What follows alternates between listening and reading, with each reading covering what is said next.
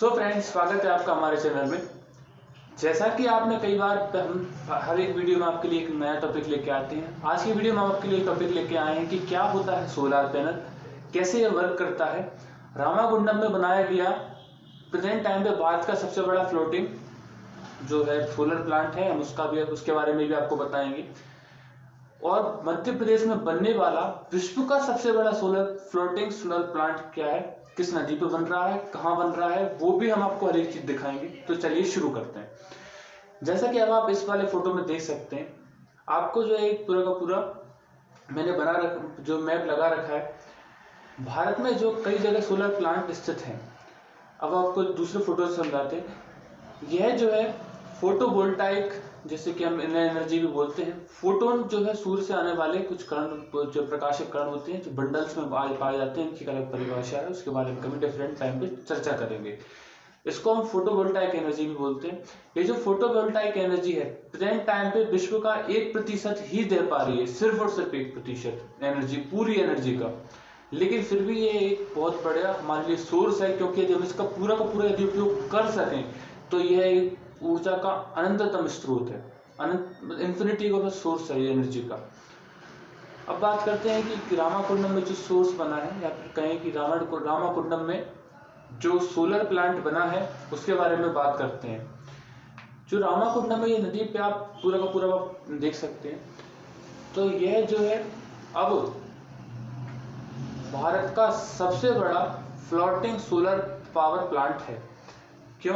Present जो भारत का प्रथम जो है फ्लोटिंग पावर प्लांट बना था वो कलकत्ता पश्चिम बंगाल में बनाया गया था। प्रेजेंट टाइम पे रामागुंडम में ये पूरा का पूरा पावर प्लांट बना है, जो कि एक नदी पर बनाया गया है। अब बात करते हैं कि ये वर्क कैसे करती है सोलर प्लेट। देखिए, ये जो आप सोलर प्लेट देख सकते हैं, इसमें कई सारी लेयर होती है। फर्स्ट लेयर जो होती है मिरर की होती है, सेकंड जो है एक डिफरेंट मटेरियल की होती है, थर्ड लेयर जो है सिलिकॉन की होती है, और चौथी लेयर जो किसी भी जो है हार्ड मटेरियल की बना दी जाती है। इसमें जो सिल्वर का यूज किया जाता है, इसमें सिलिकॉन का यूज किया जाता है, और भी कई मटेरियल्स इसमें लगाए जाते हैं, जैसे जो कि सेमीकंडक्टर यानी कि सिलिकॉन। अब सिलिकॉन कैसे बनाया जाता है? तो देखिए, जो रेत होती है, बालू, ये वाली जो रेत होती है वो जो है सूर्य के प्रकाश का 99.999% भाग तक रिफ्लेक्ट कर देती है। अब वहां से उससे क्या फायदा होता है, तो उससे जो सिलिकॉन के जो रॉ मटेरियल निकाला जाता है उसको फैक्ट्रीज में ले जाकर के हाइड्रोजन से रिएक्शन करवा के एक डिफरेंट मटेरियल बनाया जाता है, जिसकी की बॉन्डिंग इस वाले फोटो की तरफ बताई जाती है। जैसे कि मान लीजिए आपके और आपके दोस्त की बहुत अच्छी दोस्ती है, लेकिन हर एक दोस्ती में एक ना एक वीक पॉइंट होता है। वैसे यहाँ पर भी एक वीक पॉइंट होता है कि जैसे कि बॉन्डिंग जो साइड आप देख सकते हैं, वो बॉन्डिंग साइड जो है कभी ना कभी टूट सकती है। और टूटती कैसे? जब भी उसको कोई एनर्जी प्रदान की जाती है। अब बात करते हैं उससे आगे चल करके कि टूटते से क्या फायदा होता है, क्या नुकसान होता है यदि होता है तो। मान लीजिए कि देखिए, ये सतह है, सूर्य से जो लाइट आती है वो इसको एनर्जी देती है, यहाँ से कुछ इलेक्ट्रॉन्स रिलीज होते हैं। अब वो इलेक्ट्रॉन जो है हर दिशा में भागते हैं, लेकिन हम जानते हैं कि जो करंट है वो जो है इलेक्ट्रॉन्स की विपरीत दिशा में जाती है। यदि इस हिसाब से बात किया जाए तो यह जो हर दिशा में भाग रहा है, मतलब कि करंट हर दिशा में फ्लो होगी? डेफिनेटली नहीं होगी। क्यों नहीं होगी? क्योंकि एक निश्चित दिशा चाहिए उनके लिए। इलेक्ट्रॉनों का समूह जब एक निश्चित दिशा में जाएगा तभी वहां से करंट फ्लो होगी।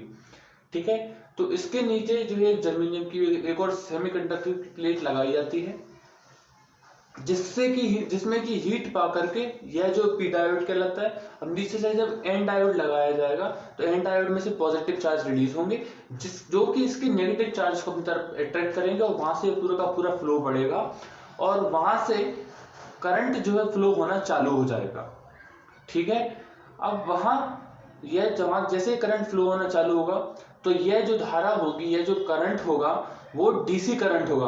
अब इसको एसी में चेंज करने के लिए वहां पर कई सारे इन्वर्टर्स लगे रहते हैं। यहाँ पर नोटिस करने वाली बात यह है कि डीसी से एसी बनाने के लिए हमें जो है इन्वर्टर्स की जरूरत पड़ती है, और एसी से डीसी बनाने के लिए हमें जो है रेक्टिफायर की जरूरत पड़ती है। आपका जो फोन में लगा होता है वहां भी एक छोटा सा रेक्टिफायर भी होता है, वहां भी एक छोटा सा ट्रांसफार्मर भी होता है। कभी मौका मिले तो फोन के चार्जर को तोड़कर देखिएगा, खराब वाले को। सही वाले को तोड़ेंगे तो बहुत पिटेंगे। ठीक है, ऐसा काम नहीं करना है। तो जैसा कि अब आप इस वाले फोटो में देख सकते हैं, जैसे कि वो दोनों फ्लो होते हैं, वहां से करंट फ्लो होती है, इन्वर्टर्स के द्वारा उसको एसी में चेंज कर दिया जाता है और उसी को ट्रांसफार्मर में ले जाके उसका वोल्टेज बढ़ा के और घरों तक सप्लाई कर दी जाती है, जो कि जितनी भी वोल्टेज की रिक्वायरमेंट होती है। अब बात करते हैं जो रामाकुंडम का जो फ्लोटिंग पावर प्लांट बना है, तो वो कैसा दिखता है, कहाँ स्थित है, क्या उसका फोटो है, क्या उसका सिनेरियो है, कितनी उसकी पावर है, कितनी उसकी लागत है। तो चलिए आगे बढ़ते हैं। तो इस वाले फोटो में जैसा कि आप देख सकते हैं, मैंने पूरा का पूरा जो है एनिमेशन लगा रखा है इस पे। इसमें जो है पूरा का पूरा एनिमेशन आप देखेंगे कि पूरे का पूरे जो है पानी की सतह पर बनाया गया है। अब पानी की सतह पर जो ये जो बनाया गया है, तो इस हिसाब से बनाया गया है कि ये जो पूरी मान लीजिए इसकी प्लेट की सतह है, बात करते हैं ये बनता कैसे है, क्योंकि पानी की सतह तो बहुत मजबूत होती है, पानी की लहरें तोड़ देती है किसी भी चीज को। मजबूत से मतलब उनका प्रेशर बहुत होता है। मान लीजिए कि ये पूरी पूरी पानी की सतह है, ये पूरी की पूरी प्लेट है, मुझे जॉइंट पॉइंटिंग से ये एक अलग प्लेट है, ये एक अलग प्लेट है, ये एक अलग प्लेट है। माना कि जैसे ही मान लीजिए यहाँ से पानी का प्रेशर बढ़ता है, ये पूरा पूरा पानी का प्रेशर बढ़ेगा और जैसे ही बढ़ेगा तो ये जो पूरी की पूरी प्रेशर से जो इसको दबाएगी और यहाँ पे जो बॉन्डिंग बेल्डिंग जैसे कोई मटेरियल नहीं होता, यहाँ पे एक बॉन्डिंग लगा दी जाती है, जिससे कि ये प्लेट जो ऐसी टूट करके ऐसी मुड़ जाती है और जब 10 मीटर तक की लहर भी जाती है तो 10 मीटर ऊंची उड़ जाती है पूरी की पूरी प्लेट एक साथ। इनके नीचे जो है एक ऐसा मटेरियल लगाया जाता है जिससे कि ये पानी की सतह पर तैरती हैं और ये जो ब्रेक नहीं होती है। इसकी जो है पूरी लागत 430 करोड़ है। यह जो है 37.5 मेगावाट जो बिजली का उत्पादन प्रतिदिन करता है, जिसको कि भविष्य में 100 मेगावाट तक बढ़ाने की योजना है। इसमें जो है प्रेजेंट टाइम पे 4.5 लाख सोलर पैनल प्लेट लगी हैं और जिनको भविष्य में मॉडिफिकेशन भी किया जाना है, जिसपे लगातार काम चल रहा है। पूरा का पूरा संयंत्र जो है पानी पर तैरता है, ट्रांसफार्मर, बैटरी जो भी तैरना हुआ सब कुछ पानी में है।